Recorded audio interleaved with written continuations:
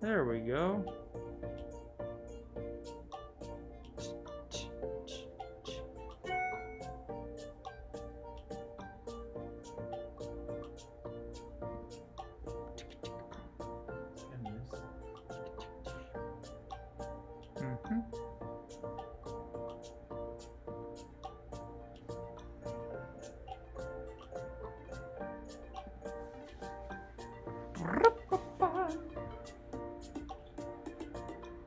All right, get ready to go for a ride. Woo! Woo!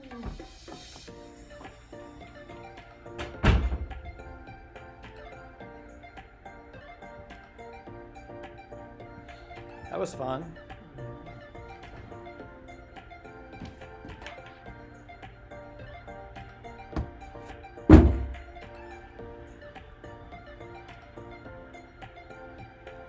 Woo! I get to watch what I just did. What's that? Watch that camera fly all around.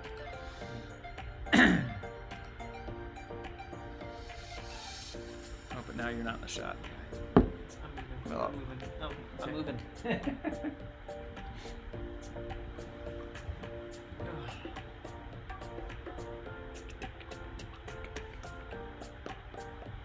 You have sound yet? We do, but let me check something else here. I think I need to go into. We had like 30 seconds of the song. I need to go to make it stereo. Now it's 30 seconds.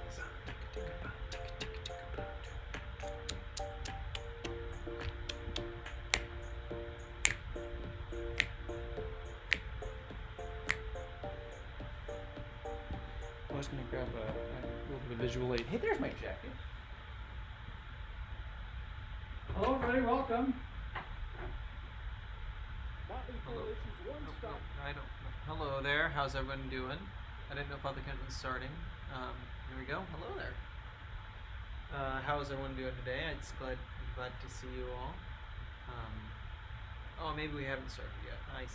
Okay, well, I'll get some other music for us. I don't know what song this is.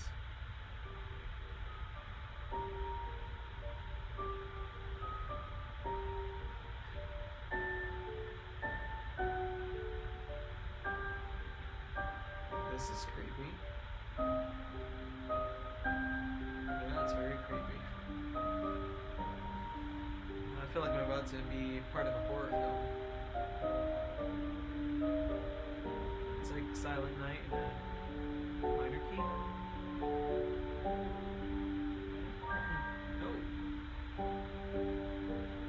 This is very creepy. Music changes to make it much creepier. Oh, great.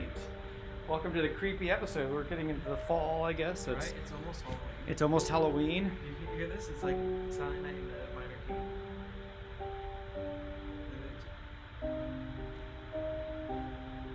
Yeah.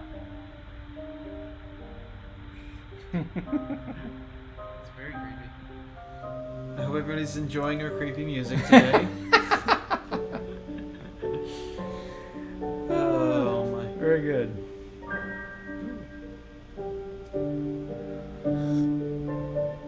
Yeah, it's very unsettling. Well, on that note, let's begin our show, shall we? Okay. Good morning. Have you heard the Chewbacca version of Silent Night? No, I have not. It was floating around on Facebook. That is It's hilarious. pretty hilarious. Like, so and it's taken from like all the different movies of him being in tune. Oh my goodness! Wow, It's pretty funny. that's incredible. So- How's everyone doing? I guess I can demask a little bit You here. can. So welcome everybody to Church Chat. Here we are. We are can't really chatting sit at your church. right. We can't really sit at the narthex anymore because there's a lot of traffic happening. There Why is. is there a lot of traffic happening now, Father Ashmore? Because we've opened the traffic way. You are so good at me hitting a little one to you, and you're then like smashing it onto the floor. Well, I believe we have new inhabitants. we in the do building. have new inhabitants. The school is open, and it's so exciting. So I don't know where you are watching. I don't know if you have kids, but there are kids here in our building, and it's very exciting. We don't know why they're here. No, we do. It is. We have school going. We do. actually.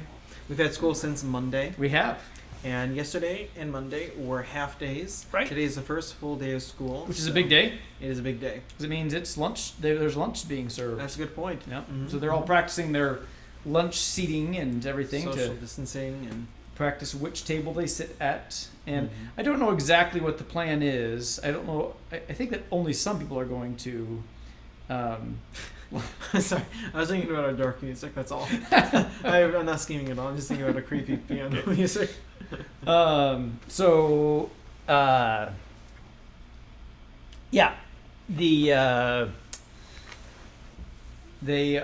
I don't know exactly if they're planning what they're planning. I don't think everyone's eating in the lunchroom though every day. Okay. I Okay. think that they've scattered it. So kids are only being fed like every 3 days. That's something right, Like that? that's right. Okay. That's enough for them. Well, I think that they are packing lunch and sending it to their rooms Oh. when they are not in when they're not in the lunchroom. Oh. Okay. Because I don't think we can put whatever 325 kids or whatever No. even scattered like Mm-mm. people be having lunch at like 9:30. Right. I sat with the students many times for lunch last year. It was Right. one of my things. I would Uh-huh. often go 2 to 3 times a week. I tried to make sure I was there for lunch. And let me tell you, there is no social distancing occurring with kids at lunch. You'd be surprised how much touching there is. Well, there wasn't. To clarify. Oh, yes. Sorry, prior to this year. Right. Prior to this year. There's no social To distancing. clarify. Yeah, sorry. Not making No, me to panic. You know how kids are. Yeah, right. They're crawling all over each other. Exactly, like sharing food, throwing things at each other. Right. Like Yeah. one of their favorites is always to throw food into each other's mouths. I generally tried to stop that, but I wasn't very good at it. Mm-hmm. But that's really not a COVID activity. Not COVID friendly. Mm-mm, no. Mm. So yeah, they are not doing that this year. No, we are not allowing any of that. At least we're not allowing any of that. But they are. Still We have not had our first lunch yet, so Yeah, I presume that everything will be quite top shape. tip Tip shop, top. tip shop, ship shop shape. Quat. Very good. So welcome back to Church Chat. We are both here today. Theoretically, we won't have Church Chat next week because theoretically, I'm going to be on a retreat, just That's a personal true. retreat up in at Christ House of Peace, Yes. Christ Peace of Houses. Christ Houses Peach House. The Peachy House of Christ. It's kind of a bizarre name that I kind of tease about. It's actually called Christ's Peace House of Prayer, but it does not Christ's really Peace. Yeah. roll off the tongue very easily. Christ's Prayer, House of Beach. It used to be called Shantavanam, which ironically actually rolls off the tongue Shantavanam. easier Is it like than. a Hebrew term? Or is it? I think it might be Indian. Oh. Because it was. Okay. Yeah, you don't. You probably that's probably pre you, huh? Oh, yeah. Oh yeah, it was Lots a big. of things are pre-me. Yeah, it was a big deal back in the But day. I was not a pre-me. It was kind of a retreat house for all religions. Interreligious okay. dialogue was happening or whatever. So I think Shantavanam might be a Hindu term or Oh, something like okay. that. Forest of Peace. I think Shantavanam means forest of peace. Okay. And so then I think they're trying to say, okay, it's Christ that brings us peace, not forests. I mean, Good. so I mean, we might feel some sense of peace, but it's only through the peace of Christ that brings We us get that. that. So Yep. anyway, so they rebranded, Mhm. but it's still in the same location, and they still have some elements of the old Shantavanam days, I think. But I mean, now they've they didn't have. I don't think they had adoration or anything. It was it was just a different time. Yep. So, but But that's where you will be taking your retreat. that's next where week. I plan to take my retreat this Very week. good. Yes. So Mhm. they did send me back a huge form that I have to fill out. So that's what. What does the big form say? Well, I mean, They're part of our diocese, aren't they? they are, yeah. Mhm. But So it's like I need to make sure I read. I need to check off that I've read the COVID-19 Okay. things. Do you intend to take meals? Do you intend to be in solitude? Do you want this? Do you need help structuring your retreat? It's like I haven't thought about it all. I'm just trying to get out, just trying to get there. Get away. Yeah. So it's like it's like 18 questions I need to answer, and I just haven't got to that yet. So, but hopefully I haven't lost my spot because I've been putzing around not sending my form in, but I just haven't taken the time to do all that. Yeah. But yeah. So, and then you were gone last week. Would you like to talk about that? Sure. I went to Colorado with a couple priest friends, and we were at a parishioner's house. So Father, and one of the other priests had a parishioner who has an extra house over there, and a vacation home or a mountain home, whatever you might call it. So we stayed there. We went hiking. I went fly fishing. I caught 5 trout. And Did you eat the trout? I did not eat the trout. I would have liked to have eaten the trout. They looked tasty. There's some photos of me looking at them, and I'm desiring their innards. But the trouting that I did, we threw the fish back and then we bought some trout. So I don't know why. That was just as I went with a guide who was good at that sort of thing, and we just threw them back. So I see. Well, you might not have a license to keep. right, There might be something like that. maybe There's, I don't there's know. probably a hunting and fishing license, maybe. Yeah, I bought a fishing license when I was there. Oh, well, you would think that you could keep your trout. You would think so. I was not concerned about it at that point. Mm-hmm. But I was more learning how to fly fish. It was my first time, so Yeah, I was just doing whatever they told me to. that's fun though. So did you like stand in the waters? Yeah, up to here. Uh huh. It was And you very cold because it was Okay. it was a Colorado mountain river. Yeah. Wow. It was very chilly. Did you have like big Waders pant on? things on? I did. Uh-huh. Yeah, I had waders on, and we fly fished, and it was great. Got 5. So That's I think great. that's pretty good for my first time. I think so. Absolutely. Mhm. Did you keep any fish? Did anybody else catch fish? No, nobody got any fish. Nope. Nobody caught. I'm sorry. Nobody kept any fish. Okay. One of the other priests caught 3 fish, Okay. so I was a big winner. that day. Yes, and so 2 caught nothing. What's that? 2 of them caught nothing. No, 2 of them didn't go. I see. They went hiking instead. Now, did you say you went white waft the wild? White waft the white white water rafting. Yes, Mhm. white water rafting. White water rafting. There it Mhm. is. Come on, Bugs Bunny. I got my Elmer Fudd voice I on know. today. We did. Yeah, it was quite a surprise. One of the priests really wanted to do it. I wasn't super excited about it, but since he wanted to do it, I would do it with him. And then he convinced the other 2 priests to do it, and we went. It wasn't the least likely that really wanted to do it. No, it was the most likely. Okay. If you know the 4 of us. So we went rafting and we had a grand old time. It Cool. was good. I've never been. Nobody fell in. Which was White water rafting. good. Although we I've gone did. twice. This is my Okay. second time. Go ahead. So when we went on our cruise last January with a priest friend of mine, with Father Greg, who we all know on the show, we went tubing, and that was fun. Very nice. That's a lot more relaxed. It is a lot more Mhm. relaxed. Yes, Did you have a beer in your hand? I don't think I did. Oh darn. Okay. Yeah. I don't know if that's what people actually do, but that's what I imagine. Somebody just hanging down the river, floating there with a beer in their hand. That's what I Yeah. imagine when I think of Well, tubing. I mean, there were some moments where there was some. I mean, it's not white waft. Why water weapon? Why water weapon? But I mean, there were some moments of like this, so you would have enough to shake a drink loose. Right. So you have to have half of it down. Yeah. right. And then we had our guide who was like swimming in the water and kind of guiding our tubes. Oh wow. Wouldn't that be was- an interesting life to be a guide? Yes, it would be. In some ways, I think it'd be a really great life. In some ways, I think it'd be really annoying. Yes. Like if you have really good people, I think it'd be a lot of fun. Mm-hmm. But sometimes people are not the easiest to work with, Right. and I can only imagine they have a lot of stories. Right. Well, and then like someone who I was thinking about that when I was at the beach one time when we had a retreat and then a few vacation days at the beach in Florida, and I was people that were setting up the the chairs and everything on the Mhm. beach, or like where do they go for vacation? Because they probably don't go to the beach. Yeah. It's, Maybe we go to the mountains I don't and know. vice versa. So the guy who taught me to fly fish when we were there, he says that he does that fly fishing in Colorado, and then he goes down to Mexico and does fly fishing during the off season. oh, So he does fly fishing all year round. oh, he's a big fly fisher. Yeah, exactly. And that's his whole life. He does fly fishing and trains people to fly fish. So how do you get the fly on the hook? Very carefully. No, mine. We had only actually a few minutes of dry fly fishing. We did another fly fishing, which went down under the top of the water for about 2 or 3 hours, because the fish were still sleeping and they're still tired. Once the water warmed up, then we started going to the dry fly fishing. But that was only for a brief period of time. The rest of the time, we did the other ones, and that one, it just little tiny hooks with little tiny fly-like looking things on them. Okay.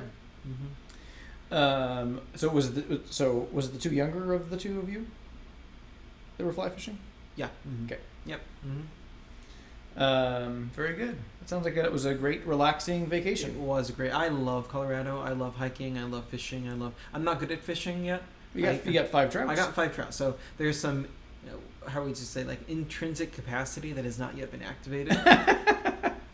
So I'm hoping to activate it more. Actually, there's a man that I know in Topeka who loves to fish too, and so I've called him up, and we're going to try to go fishing in a couple weeks too. So Awesome. So how about then? What was we talk about our joys and stuff? So send in your joys that you've had over the past week. I'd love to hear those. But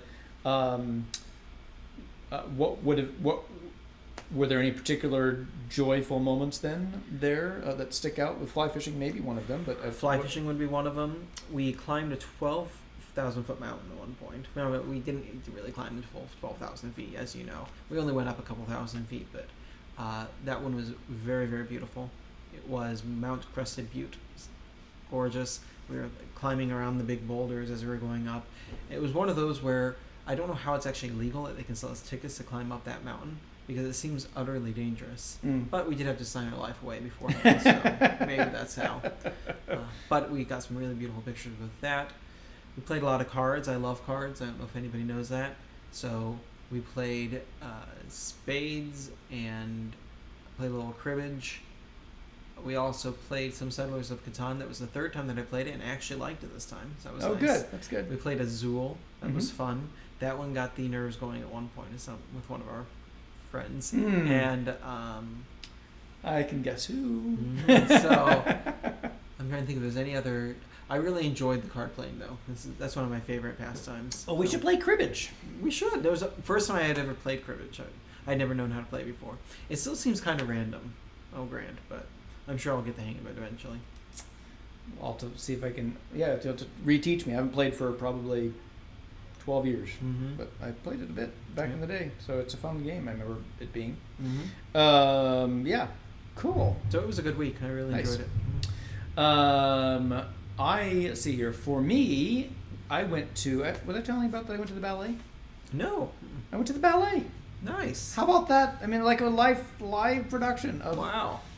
How's that ever? Yeah. Which show did you see? It was Don Quixote in Topeka, and Don Quixote. I saw it with my sister and my mom and my niece. Which, hey, that's a good. Little transition. Good transition. It was unintentional, but I will go on to the O Camera. Now is the time for the O Camera. This is the O Camera music. So depressing. But hello there, Rachel and Rosalie and Laura and Thomas. How are you doing? Rachel, remember when we went to see Don Quixote together and it was so much fun? We saw the ballet and they were dancing and they had the beautiful dresses on. And stop it! Stop that music. Turn the Don Quixote music on. But yeah, so hello. I hope you're having a great day and I hope to see you. Oh, I guess I will see you soon for the baptism. I get to baptize. So that'll be my joy for next week. So that's very exciting. So hello there and hello there to the Dryling girls. And I hope that schoolwork is going really well for you as well. So have a great day. Now I will go back to the main screen. So I went to the ballet, and it was Don Quixote. Was there a windmill? There was, of course. Very nice. Well, so were the people a windmill? Like how did they do that? No, it was a functioning windmill. Wow. Yeah. Okay. Was there like one guy over there blowing on it? That would be a very cool thing to do, probably. Well, so this is my old dance company when I was growing up, called Valley Midwest in Topeka, and so I danced there. I started dancing when I was 7, first grade, and danced until I was, I guess, 23, which I was just reflecting on. It was an entire lifetime ago because I'm 46 now, and I haven't danced really since I was 23. Right. So that was a half a life ago that I danced. So anyway, but they were talking about how, especially there were two of these male dancers that were really good. They said you really need to see them dance because one of them was, I think is a senior in high school, Tristan, and one of them is a sophomore or a junior in college. And I hadn't really seen them dance in their really well. And Tristan, but they're both amazing. But I'm really glad Tristan was kind of he's not Don Quixote because that's not the lead of the show. You would think it would be, but it's Bricio, I don't know. Anyway, who was kind of the main character. Don Quixote was kind of a side character and not really a dancing role. It was a acting role with him and Sancho. Sancho sounds right. Yeah, they were not so much dancing roles, more acting roles. So he was, because Don Quixote's kind of an old man or whatever, and he has that vision and he attacks the windmill or whatever. And so, but anyway, so it was supposed to be in April. Of course, because of COVID, they canceled. Then they were supposed to be in June, and it still wasn't ready. And then they pressed forward to do it in August, and they were going to do it to Topeka Performing Arts Center, which is this lovely theater there in downtown Topeka. Well, then they canceled on them, I think, on Tuesday or Wednesday of last week. Oh, no. And so then there is this outside theater, real close to TPAC in the downtown, just newly built, I think. Oh, I didn't know that. Called the Evergy Theater. Basilio, thanks Kathleen. Basilio, who is Tristan. So there's and I was a little nervous about that because sometimes outdoor theaters are not so good, and then they're like portable like stands or something. This I think was like concrete, so it was like a stable dance floor, and the production was brilliant. It was awesome. So they had the windmill, but that was about the only set piece that they were able to move outside. There's other set pieces, I'm sorry, but they didn't have any of their backdrops, which they had, I think they had just painted or just purchased or whatever. But Don Quixote, it's a big deal because it's the first time that this dance company has done it, and it's not done very often. It's a great ballet. The music is beautiful, and the dancers were awesome, and it was a fantastic production. I almost didn't go because I thought, it's going to be maybe not quite as good. It's not going to even be in the theater. It's going to be like on a portable stage, but it was great. It was great. Yeah. So I'm glad I went. It was a little bit of a long weekend because I had no help this weekend because someone was prancing around in Colorado catching trout. I don't prance. But so I had a quinceañera and a baptism also, and then I had all the masses and everything. Yeah. So, well, I don't know, but I'm so glad I went. It was great. It was a joy. It was a great joy to see live theater, and who knows when I'll be able to see live theater again. So, so that was kind of my fun thing there. What else? I mean, it was nice to do a quinceañera too, for that matter, because we haven't done many of those. This is true. But I did one a month or two ago. I think I did one of those a month or two ago. Yeah.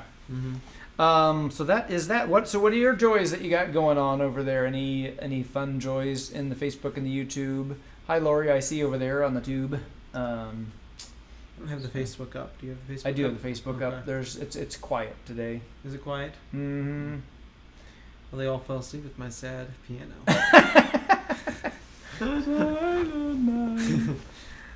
Susan does say it was probably a catch and release tour. Yeah, there. So, probably. Yeah. But so what else? Okay. So then I was called to the carpet. Not called to the carpet. I was called out a little bit, recognizing I'm not doing enough of my reading, because people are asking, "What are you reading nowadays?" And I said, "I'm just reading the Bible," and it's not good enough.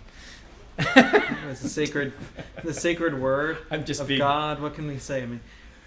I mean, Saint Jerome says that one's head should fall on the Bible when he goes to bed at night. So I'm being a little hyperbolic or snarky or whatever. But I do, it is a good call for me to make sure that I'm staying up on my reading. I had picked up this book again. Have you heard this book? 5 Loaves and 2 Fish? I've heard of it. Yeah. I don't know why. By Francis Xavier Nguyen Van Thuan. He was either a cardinal or... Yeah, cardinal. That's that book. Yeah. Okay, yeah, I remember that. Is that the guy? But I don't know if he was the guy that consecrated the host on his hand or whatever. But anyway, I'm not sure. he was imprisoned in Saigon, or he went to become the Bishop of Saigon, and then was imprisoned by the communist regime that came in. Mm-hmm. And I'm not too far, but this is kind of a reflection book in that. But it's, I think, 13 years in prison, and a lot of that in solitary confinement in a cell. Yeah. And he said, and he has nothing to do. He says all he could do was walk back and forth to his cell, and he was able to get some papers smuggled in at certain times that we could write. He was writing little letters and stuff. But anyway, I was thinking that this might be a good book for folks to read in quarantine time, because if you think you got it bad, that you feel like, I can't go out, I can't do anything, you might have a spiritual companion in Francis Xavier Nguyen Van Thuan. Just what he did, and he was talking about how it was an invitation to focus on not the works that he was doing, but on God. It's not about God's works, but about God. And so it was an invitation to deeper prayer, because he was doing all these kinds of things when he was bishop at whatever diocese that was. He was doing more catechetical programs. He raised his seminarians like 5-fold. He was very active doing all these kinds of things, which is probably why he got that promotion, if you will, to Saigon, because he could take on these greater responsibilities, because he was very, very active. And all of that was pulled away from him, and all that he had was his cell. And so then he had to figure out how to be a disciple and how to be a bishop when he has no contact with anybody else. So I just thought it was, I mean, I'm not too far in it. I've read it before, I believe. It's possible, I think this might have been a gift from the bishop one Christmas. Maybe. And sounds like something the bishop would give. Yeah, but it's good. So it might be a good spiritual companion when we are feeling isolated, separated. I know that lots of people are really getting COVID weary and are really getting tired of all of this. But this guy did it and did much more for much longer. So just a consideration if you're needing a spiritual companion. Obviously, it's a very teeny tiny thin book. Just looks like this.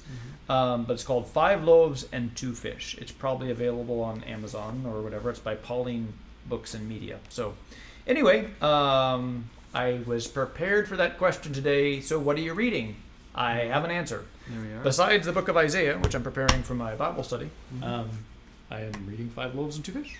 Wonderful. So, you got anything that you're reading? Yes, I've got a book called The Love of God Poured Out. Okay. And it's a very dense theological text, and it's great.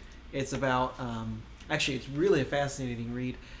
It's written from the Thomistic perspective, so it's Theology of St. Thomas. It's, why waste your time on anything else? So, the main thrust of the book is putting forward the thesis that the instinctus of the Holy Spirit, divine auxilium, which is God's assistance to us, and the movements of the Holy Spirit, roughly speaking, are all the same thing. So the gifts of the Holy Spirit, that the gifts of the Holy Spirit are more active in our life than what many people think, that the gifts of the Holy Spirit are moving us at any particular moment. Actually, the gifts of the Holy Spirit are the means by which God moves us to do good works. And so it's not merely that sometimes we have the gifts of the Holy Spirit and other times we don't. The thesis of this book is that the gifts of the Holy Spirit are actually active at every moment in our life if we are participating with God's grace. And it's a really beautiful read. And I'd never thought of the gifts of the Holy Spirit in this way. And he does a really great theological analysis of why that's true. I'm 90% convinced that his thesis is right. As there's still 10% of me that needs to do a little more research, but it's really a brilliant read. If you like Thomistic theology, there you go. So I read about 200 pages of it last week. So it was great. It was very exciting.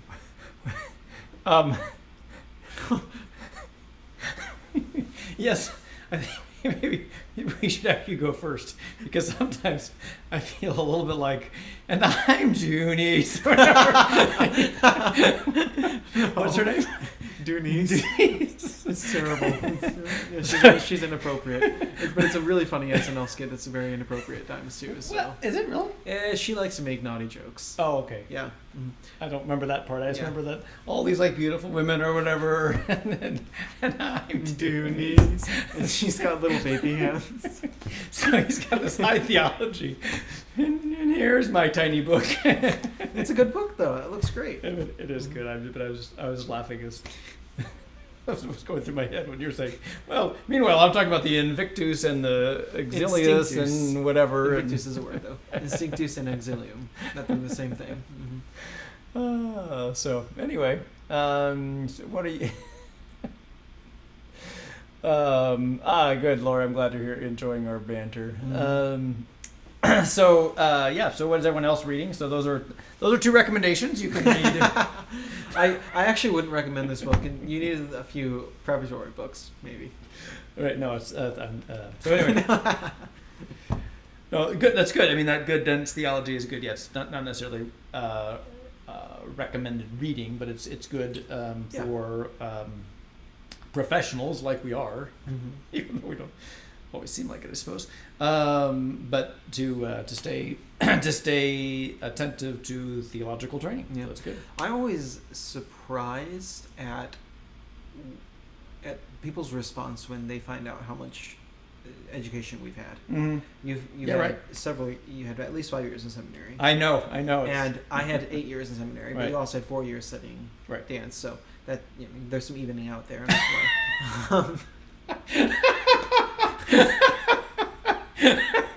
I mean, it's just.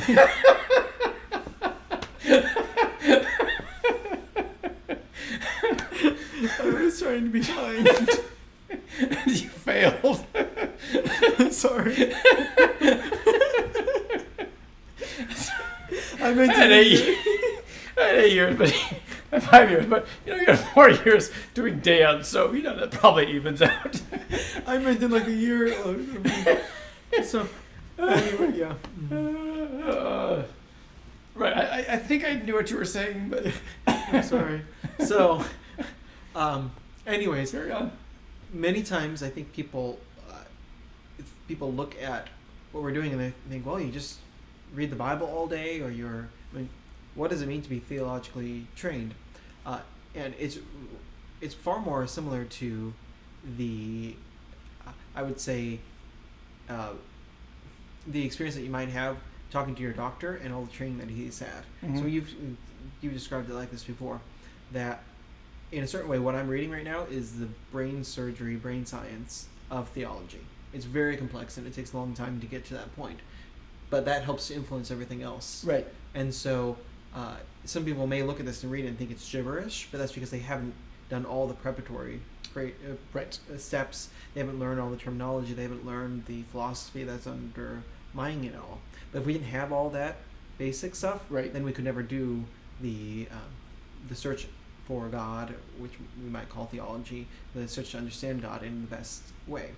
But what you see us do on homilies in a certain way is we take all of this complex training Right. and we try to simplify it to where you get the most important nuggets of it all, so that you are not in a certain way missing out from what from what we've learned, but you're getting the most important nuggets that you can work from every single day. Mhm. So it's kind of like your doctor coming to give you to have an exam. He doesn't go through all the reasons why your leg might be hurting. He says, well, it's broken. Here, let's mend it. Right. That's the kind of work we're doing. We have all this and we study all this so that we can apply it in the most effective way for everybody. Yeah. Right. Mhm. And then that we have that, we do that training, we do that reading, and that trying to stay up to date with all those kinds of things, because then we can apply them more. Because I don't know,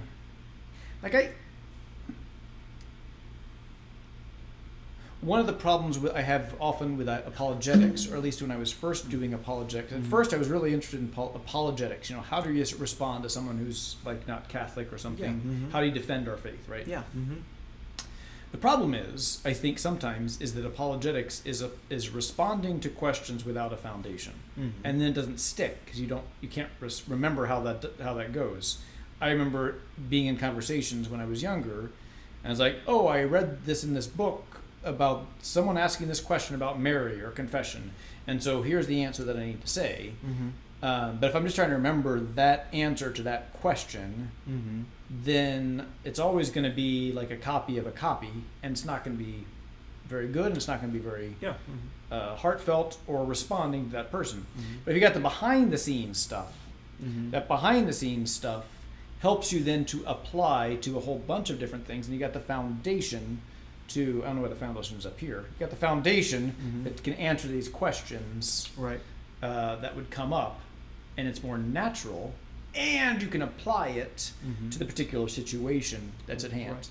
This is why wisdom is a higher virtue than genius.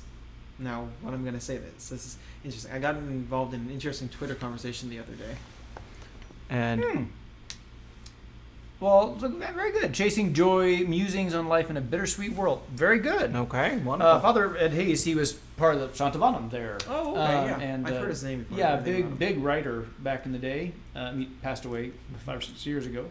I think he has a style that really touches has touched a lot of hearts. So I like several of those things. They're really kind of homey, and I think he had a good skill of taking these big concepts and boiling them down for folks. What was it? The hobo? He had a whole series on the hobos, or the hobo guide to this, or something like that. Huh, interesting. Anyway, carry on. I got an interesting. Oh, genius! I was in an genius. interesting conversation last week on Twitter with several other This is why I like Twitter. You can find your own little core. So I have a core group of friends of people who I've never met before that all like Thomistic theology, and we all kind of, hey, I read this the other day, and that's really interesting, so we discuss it. So that's one of the things I do on Twitter, and as I share things that I've read. I really haven't figured out Twitter. But. It's a very, very small group of people that I know on Twitter. I don't do it with a lot of people, but this group here. And the question came up, is Augustine or Thomas Aquinas the greatest theologian in the church? Which one is the greatest theologian in the church? And everybody initially said Augustine, because he was in a certain way the greatest genius. He came up with some of the best answers. He was working with the least answers at that point because he was writing in the 4th century. And so we didn't have the developed theology that we had by the time of Thomas Aquinas. And so everybody initially said, well, perhaps Augustine's the greatest because he had this genius to be able to come up with these answers really well. But we ended up settling on the answer that Aquinas was because he ordered everything. And a lot of people confuse genius with wisdom. Wisdom is the capacity to order all things. And especially in our society, we like the idea of genius who comes up with a new invention, who invents this new thing, who comes up with this new idea. And you can come up with a new idea, but if you can't put it in the context of everything else, then it's not true wisdom. And Thomas Aquinas had the capacity to order all of the theology during his time in a way that nobody else had ordered it before. And because of that, he was the greatest because he was the most wise. So that's just an interesting concept for us, because often in our society we think that the newest idea is the best, it's coming from a genius, it's coming from a brilliant concept, and those are good. We're not saying Augustine was a bad guy, not in the least. Those are really, really good. But the wisest, the most like God people, because God orders all things, God is the most wise, are those who can take the new inventions and then can order all of that with its own particular genius, if that makes sense. Yeah, that makes sense to me. It's good stuff there. No, that's what goes on up here. Not necessarily wisest, but I think about those things. No, so. that's good. It's good.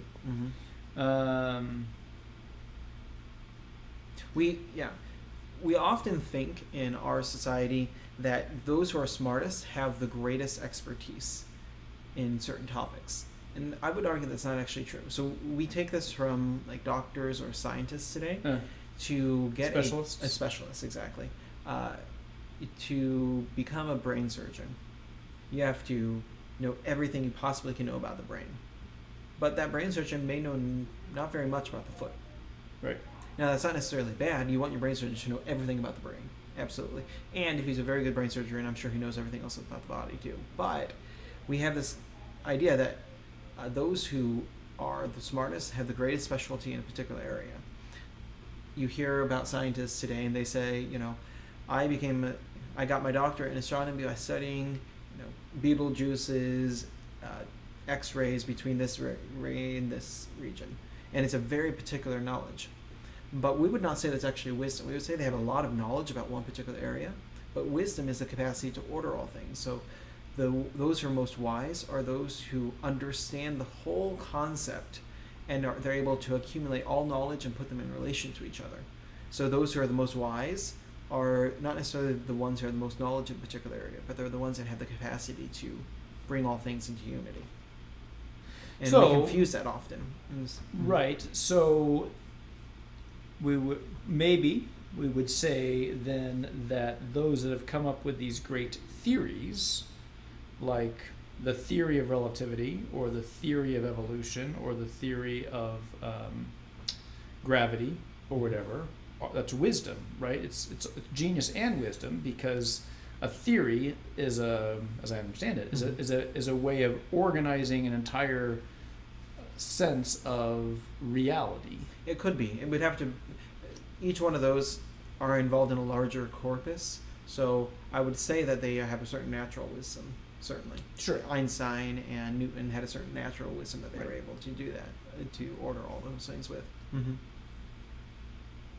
Because people get that idea, that word theory confused sometimes. Oh, I have this theory. Yeah. Mm-hmm. And that's not what a theory is in the scientific sense. A theory is something that organizes all these things, and you test these things to see if they are, if they fit into that wider piece. Yeah, I would think so. I'm not sure about the definition of theory there. I'm not a specialist in science, so.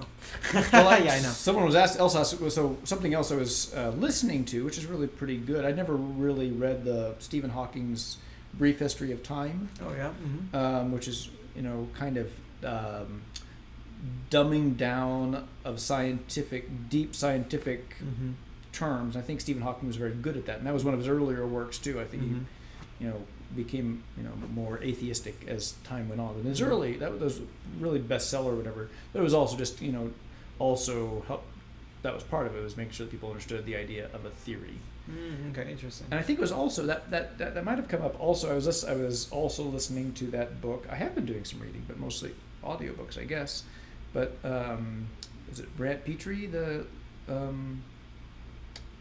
what's it called? He's written a lot. Right, but you were going to do Jesus. The Case for Jesus. Yeah, I think it's the Case for Jesus. Mm-hmm. I think he was talking about the theory of like biblical studies or something as well. Yeah. Fits in with these bigger pieces. So I can't remember actually which book that came from, but they were talking about theory. But that's a theory is something that fits into. It's a way of seeing the world, and then you test these things. It must have been from Stephen Hawking's, but you test these things and see, does this work with the theory? And then if that works, well, you can try this thing. All these things work, and you've got this system that is a way of explaining reality. Interesting, yeah. That can be replaced by a different theory later, but all these things have to be tested and things. Yeah. Or like the Copernican theory or whatever. So anyway. Yeah, fascinating. Yeah. Okay, so I don't know if anyone else has any other questions. So again, I don't think that there will be chat next week. Lori's got some things here. She's been reading The Women of the Promised Land by Jill Eileen Smith. Okay. I don't know that one at all. Not at all. And The Prophetess, which is a story about Deborah. Historical fiction, but Bible. Maybe it's sourced, not soured. Probably. The next series I'm reading by this author is Wives of King David. Francine Rivers. So yeah. Okay. Very good. That sounds like some good stuff. I have had on my sitting on my floor because I haven't read it yet, but I did the Bible study on Tobit, and there was someone who wrote a book called Tobit's Dog, which is kind of I haven't read it, but it's kind of I think a modern take on the story of Tobit. Right. You know what they should have done? Somebody should have written a book called Tobit's Fish and had it all written from the perspective of the fish in Tobit. Yes, that could be an interesting. The first time I met Tobit, I was writhing out on the shore. It's interesting. I think that Tobit's dog I think that's the only place that a pet appears in the Bible, Oh, really? Might be and the right. dog followed him. So. Mhm. All right. Well, thanks so much for tuning in today. Do we want to have some creepy music for our outro here? We'll choose something. Well, I'm glad it looks like we might be skipping a little bit there. Sorry about that. I don't know what this is going to sound like, so Okay. we may have to It's stop probably soon. going to be a commercial, You're right. and you haven't gone to the main speaker yet either. Nope. Main speaker turned off. You got a drum going there. All right, everyone. It's good to see you. Yep. Have a wonderful day. Have a great rest of your Wednesday. This is fun.